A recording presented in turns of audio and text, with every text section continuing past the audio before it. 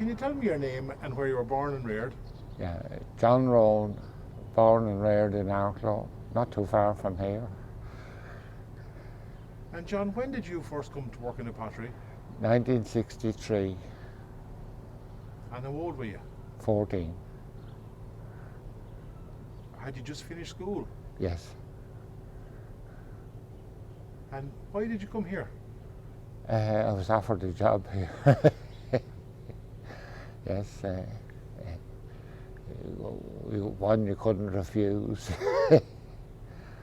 Although, different times, maybe you should have stayed on at school, you know, but sure, who knows? Did many of your friends come to the pottery? Oh, I haven't, yes. I haven't. I had aunties and uncles here, and later cousins. A lot of people from the family. You know, And how long did you stay here?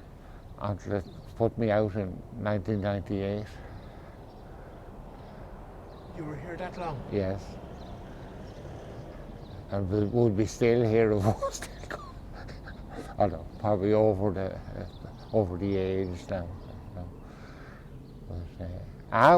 But it got actually easier towards the end of it. The back brake and stuff wasn't there. You know, the Japanese had a better outlook on things. They done away with 100-weight bags of plaster of Paris and so forth down to 25 kilos. It was a lot easier shifted around, you know, a lot more.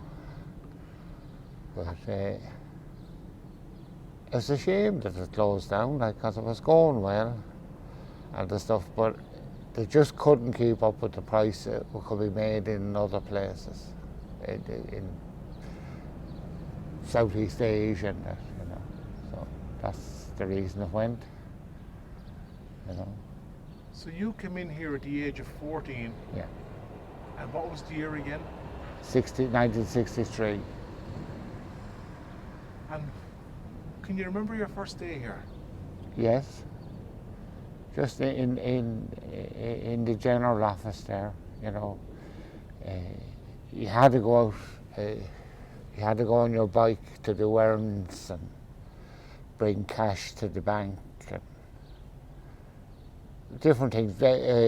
Deliver the letters around the pottery, and you know, they came into the general office in the morning. They were brought to wherever they were meant to go to, and the wheel kept on turning, you know. But it was nice. Nora Smith was in charge. She was a very pleasant woman. She left then to go to Australia, but a lot of changes then. As I say, Dan Wadick, Margaret Turl, Patricia O'Neill were in that office with me there for a long time. And so well, then I went off to the mould making, so it was a different style. You know. How long were you in the office here behind me? Only a little over a year. Yeah, you started at 14 and you were supposed to finish before you were 16, you know. But they sort of gave up on it then. They didn't hire any more people, you know. But it was a nice way of getting into it, and you got to see all the offices and everything else, obviously. 'Cause a lot of people in the pottery, they went into their side of it, and they never seen the other side of it. You know what I mean? And they never think of seeing the other side of it, but I seen it all. So it was quite good. You know. So you were in every department at that age? Yes, yes. And the biggest one, everyone used to love it. For Friday morning, you had to collect the wage boxes. There was a wage box for every department, because you got paid in cash then, you know. And people would be skipping out of a Friday, even though you worked of Saturday morning, you know. But people would be skipping out of it, you know. Great feeling. So, as I say, that went on. Then we went down to the mould making, and hard going there because when you made the mould, you had to put it in a dryer. The first mould making, like the dryer was in the middle of it, and you'd be sweating. The sweat would be pouring out of your hair, because it was novel degrees, you know. As they went along and they moved the mould making to different parts of it, it got more civilised. They brought trolleys and you just wheeled them in the evening, and they dried them that way. So a lot less taxing, shall we say. And why did you make the decision to go to the mould making? Sort of made for me, like that. It was a position on offer, you know. But strange, it was a big change at that time. I say, when I went into it first, the packing yard was here. I'm sure that ring is a lot of it. And the stuff was all packed in straw and big iron crates and brought to the station, the train station. But they had decided, I don't know if it was the free trade agreement at the time, but all the men got a redundancy, or almost all the men. And women packers came in, they were packed in cardboard. Totally different outlook of it, you know. But it just goes to show you, and it was the same in the clay department. They were changing to different machines. So a lot of the people there went to NET, you know, presumed they were happy out there, you know.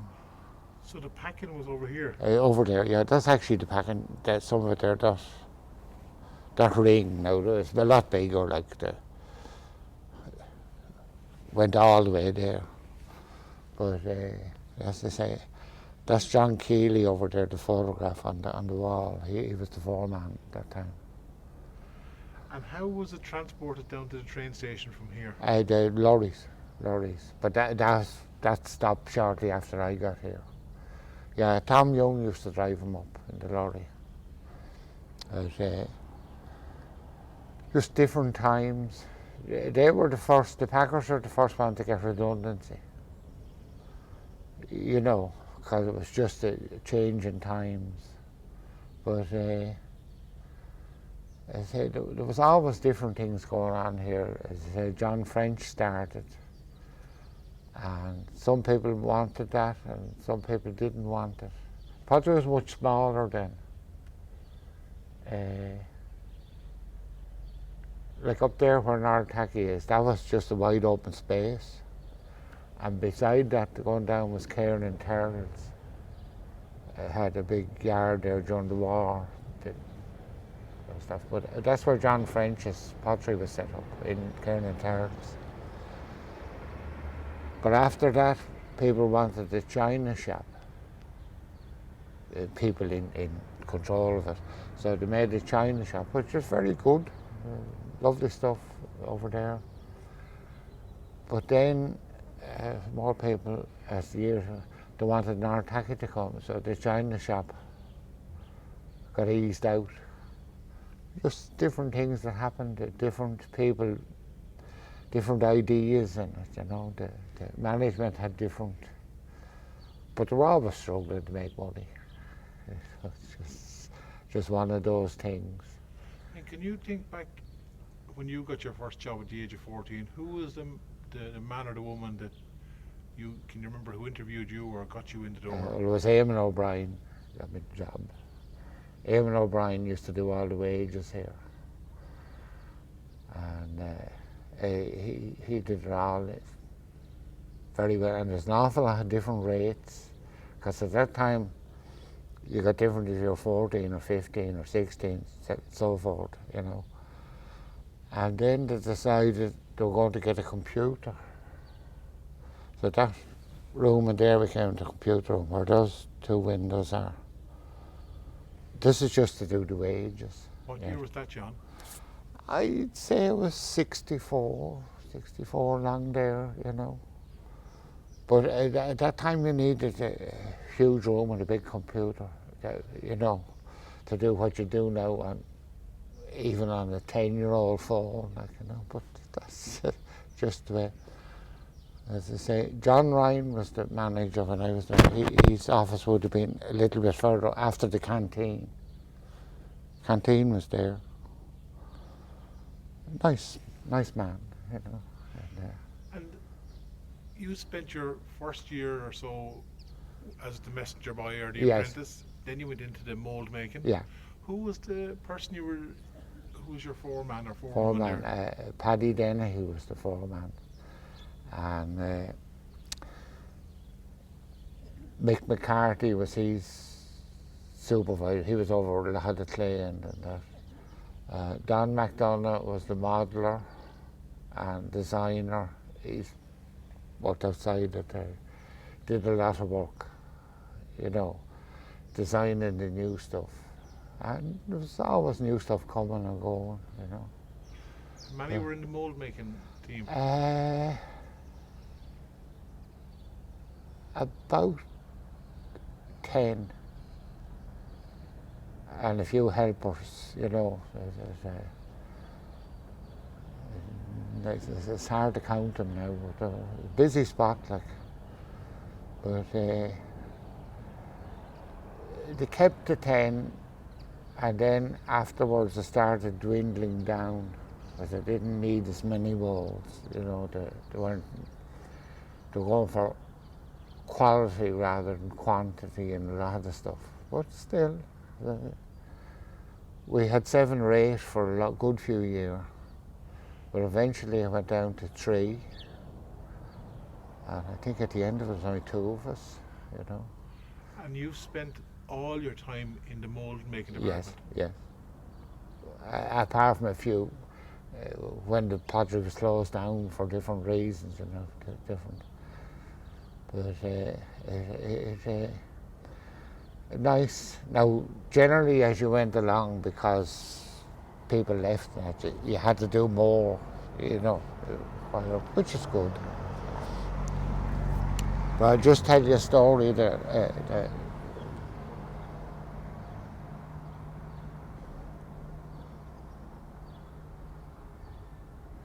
one of the Japanese people, we had Japanese people working with us for a good few years, different, and they were the best. But I think the last fella that was there came in, and very pleasant to talk to. Well, they're all very pleasant, but he set up on a wheel. It's an automatic wheel now, it's not a potter's wheel. And he's measuring and measuring. He looks at it to measure and measure. And then lunchtime had come, and one of the other Japanese said lunch. He didn't want to go, but he went for lunch. And he came back. Then after lunch, measuring again, measuring. They're very precise with everything. So one time I said to him, what are you doing that for? Did you not do all that before you left at lunch? I says, well, there might be an earthquake. So I reassured him we don't get many, you know. He was very pleased with that. But just some of the things, you know. And they were good times, you know. And John, when you think back to the moulds, that precision, Yeah, like, were you moulded for slipware, or what were you moulded? everything.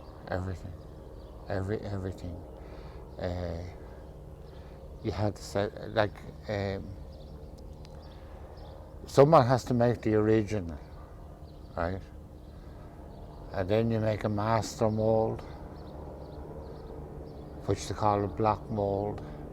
Then you make a case. Those things are behind you, they're case. A case is what makes the molds.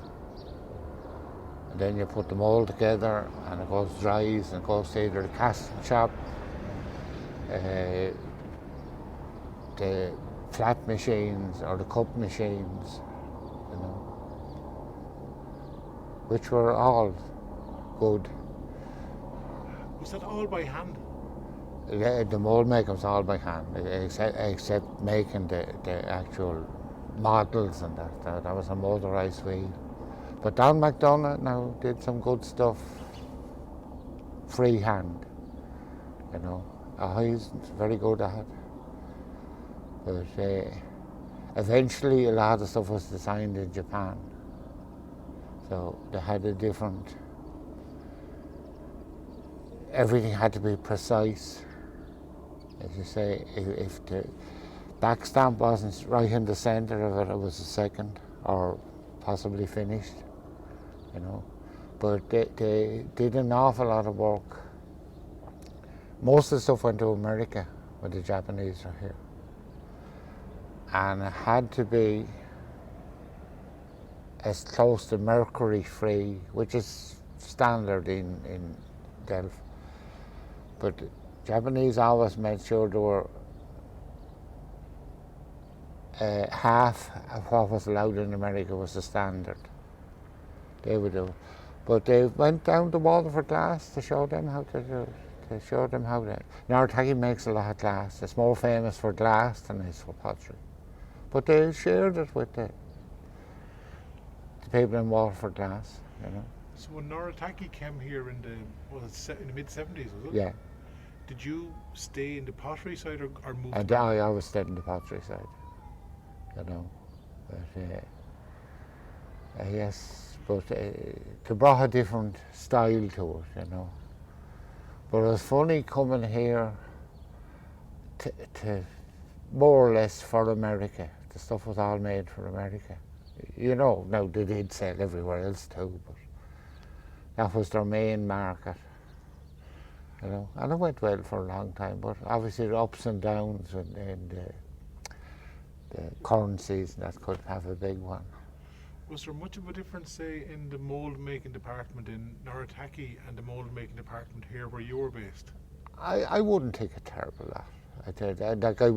I was in there too, you know. Well, eventually, like Narataki closed, so we used their machines, you know.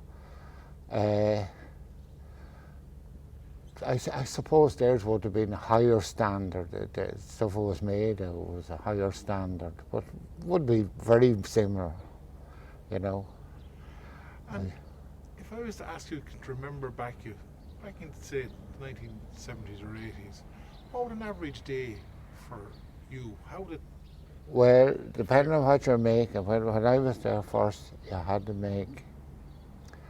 I was making cup bowls a lot of the time. And you had to make a lot of them to get your money, right? And the seedler machine was the cup machine. And they had to be replaced every 2 days. And you had to make standard for them. But if you just were making the big ones, you wouldn't make your money because they take up to, you had to make cups for the other machines as well. So you'd be making up to 14 moulds at a go. And you would do that up to 10 times a day. But when you're carrying you mix the plaster of Paris in a jug. I think when you're starting off with that, it was nearly 100 weight. Like, and you're going, obviously you can't dwell too long or it'll go hard. So it's not good. But as I say, we made it anyway. But, so you could have 14 in a row out. Yeah, cup bowls, yeah. And other people did the flat ones, or handles was the biggest one. The handles were made separately. That was one of the big ones, you know. And then there was people making teapots and jugs and all. They'd be for cast and chop. They were good, you know. And would the handles be Individual for the cups, molds? in the cups, yeah. You make it, and it'll be 16 handles. possibly more, and you her over and fill it with slip, and then the cup would come up like that, and you have a thing then to stick it on. It got more automated. Originally it was done by hand, but they did it, you know. So, good stuff, you know. But it was heavy going in it, but you were young and foolish, you know what you were doing, you know. And so we knew no better, you know. But as I say, they used to tell us, naturally enough in there, you know, oh, this factory has better money and so forth. But we discovered when this closed down, I did interviews in a lot of places. I discovered, no, they didn't have more money. Different terms and conditions. They might have had similar, but you had to do different things for it. Like, you know. But you say you live and you learn, you know. But, Speaking of money, were you paid on by piece or by piecework. Oh yeah, that's why you had to do your thing. You know, that's why I thought that time I'd never seen more than 10.5 stone. I was hot work like in it, you know. But most people in the pottery never seen the mould making shop. They didn't bring visitors in or that. I don't really know why. But it was only one of the last ones we were in. You used to walk through it to go to Nartaki. A few people went in then. But strange, you know. Because it was, well, it's a part that you need the molds to start it, like, you know what I mean? And when the pottery started here, this Pat Kenny told me this now. He did the forward magazines. He was a mold maker. He worked in it. When the pottery started, he started making molds over there at the far side of the quay, where Irish fireplaces is, or slightly beside it. And he said when they started first, they used to have to go into Mrs. Cutland, who lived over there, to get hot water to make soap. So it just shows you, like, you know, but that's before my time. But naturally enough, you would have to train the people in to how to make them and you know how to get the stuff going. You know what I mean? And I don't want to know your business too much, but when you were paid by piece, were there times when you were up and times when you were down? And oh no, you tried to make the same every week. Else you had to. You know what I mean? It's I know, family to look after too. Like, you know. I know it was good. You know what I mean? But as it progressed, like when you didn't have to go into the stove with each individual mold or each, you know, dozen or so, it got a lot handier. Like you weren't in the heat all the time. Now most of the pottery is a very flat roof, so very, very hot in the summer. You know, not so hot in the winter. You know what I mean? But it's so it just goes to show you, you know. I did get over 10.5 stone after. But strange place too. so you were on your feet all day? Oh yeah, oh yeah. Well, other than when you're eating or that, you know. But And what time would you start at, John? generally 8. It was 8 to 5, and then I went to 4:30. You used to get an hour here for lunch until the 7-day war. That was similar to now. They couldn't get diesel or petrol or that. So they decided it was all the one day. You just got half an hour for lunch in here. But it probably was a good thing because you were finished earlier, you know what I mean? But they kept it going well anyway. And would you cycle home? Well, when I moved to Croken Heights, I cycled home all right, but for the first few years I only lived Greg's Hill. It's not too far up that way, you know. They said the pottery had 2 hooters in the morning, 8 o'clock and 3 minutes. I was often accused of getting up for the first one and being in here for the second. But sure, different times, you know. And when you were there in 1963, was it, or Yeah. 63, were any of the old timers there from when it started in the 30s? The only one from Stoke-on-Trent was Frank Badley. The rest of them had gone out not too long before, but they weren't there. He was there for a long time after. He was more or less the manager of the decorating shop. You know, if you see any postcards, Frank will be in it, you know. But they obviously did their job well, you know, showing the people what to do. And were there many Japanese? Oh, a lot of them, at different times, you know.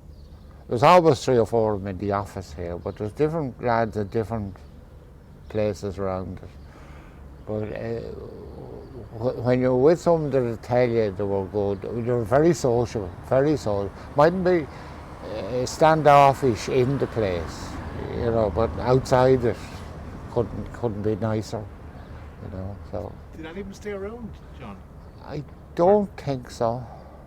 One of them was married here, but he went back too. No, I don't think there's any of them here. But one of the first managers was here, and I can't remember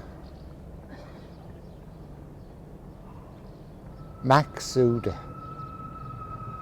and he went back to Japan. He was here for a good few years, and he brought our Western ideas with him.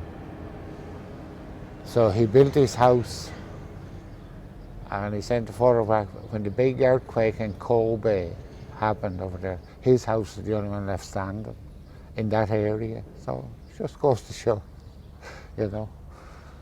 We all learn from each other. Exactly. So that's So you were here till the very last? Yeah, well, I was here till March, went on for a month or 2, but they wouldn't let us stay. And what was the atmosphere like back then? And when it was closing down, it was sort of getting inevitable. It was easing down, you know. Some people were quite happy to try elsewhere, because there was work that time, you know what I mean? But as I say, we went to different places and found out different things. But very pleasant place though. You rarely hear anyone giving out about the pottery, you know. Although I'm sure they must have had the odd day that they weren't quite. But it was synonymous with the town. Oh yeah. If you talk to people in Dublin or that, they obviously it's pottery they knew, you know. It went on for a lot of years, all right. And did you meet your own wife here? No. A lot of people did, but I didn't. I met my wife in the centre, the entertainment centre, which is another day's work. Was there a kind of a social club or a social centre? There was a social club. It's still there. That building you can see there with the holly on it. It was a social club. I believe Dempsey's owned it now. They're doing shellfishing. But yeah, we had some good times in there. So that was a social club there? Yeah. And when I mean a social club, was there a dance floor? Not a dance floor, no, but there was dartboards and things like that. And was there a kind of a Christmas party at all? Oh, there was always Christmas parties, yeah. Oh, yeah. It went on for a long time. Even after the social club, like the Christmas parties went on. They're very sociable, you know. Because most people here knew one another, you know, naturally, you know. So, good stuff, you know. And when it was closed, did you have any mementos from the place? A little bit Uh, of bits and pieces. well, I have some at home, but not much good. Just sample stuff, that never got made. Unfortunately, they broke up everything, which is strange, really. It wasn't much good to anyone. But When you mean they broke up everything, they broke up the molds? everything belonged to it. They must have missed that stuff that's in that window over there. 'Cause, like that was they sent anything that was good away to other Japanese factories. We packed them up but it's not there's no great money. It's easier to import the stuff and sell it on naturally enough as it is with practically anything. Would you recognise any of your own molds or any of your own work at all if you saw? You mean the dirt was made of it? Yeah. Well, I need the cups. I've made them for years. And the plates as well, and teapots and all the rest of creams and sugars and eventually you had to make everything, But, we made a few trial pieces there just to try them out, but they worked too. You know what I mean? And speaking of trial pieces, you spent time with John French. Yes. Tell me about that. Well, as I say, the first time I seen him, he had his back to me on the floor, and he had his tiles out, and he flicking his paintbrush. And I thought to myself, this looks rather strange, but afterwards, he was a great man for colour. He brought lots of colours in here, and made these little bits and pieces. But sort of a separate part of the pottery in Cairn and Carroll's, I remember making the Christmas trees with him, different bits and pieces, But when he came out in his car in the evening, you want to clear the road. It could be 800 to 1,000 people on that road there, So he did his driving, of course. Still, no one ever seemed to get killed with it. What was he driving? It was a Renault, anyway. A5 comes to mind, but I don't. I'd say it was, but I wasn't that car sensible at the time, And what did you do with him, John? Just mostly doing Christmas trees, Yeah. It's on a triangular piece, and when it's done, you put wood on it so it stood up, and different little leaves, and and each one could be different. So you didn't have to do them all the very same, Then to follow them up, Mind you, they had a top hat kiln over there at the time, which is fairly good. You stack the ware on it, and the lift comes over and it comes down, and the fire, the electric kiln, which is good at the time. But, do you have any John French pieces? I don't think so.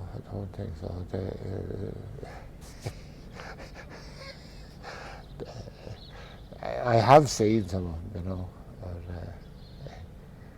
I'm sure there's lots of them around, But sure, it does bring back memories, no doubt about it, People flooding out of here at the evening and coming in. So where we're standing now, you're saying there could be 800 to 1,000 Yeah. people. Well, there was other factories here too, different ones, but we all going up that road, either 4:30 or 5, whatever time was finishing time, So it just goes to show you. Yeah. Not quite so busy nowadays. But, mind you, when this building over on the far side gets done, it could get busy again. Do you think the town missed it?